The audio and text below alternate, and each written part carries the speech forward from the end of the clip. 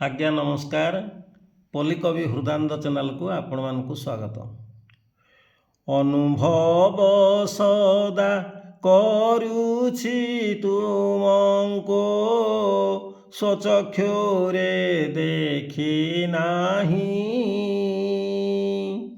केउ अपराधे दंडित करिछ जानी मो पारई नाही।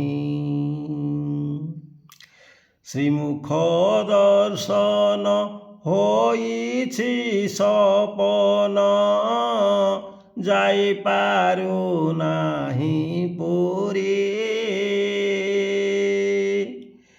केउ दिन प्रभु तुम कृपा हेब रहिछि अपेक्षा करी।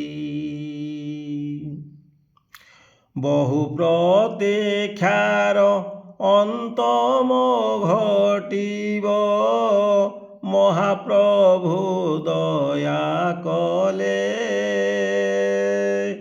अंतरर दुख प्रशमित हेब श्रीमुख दर्शन कले।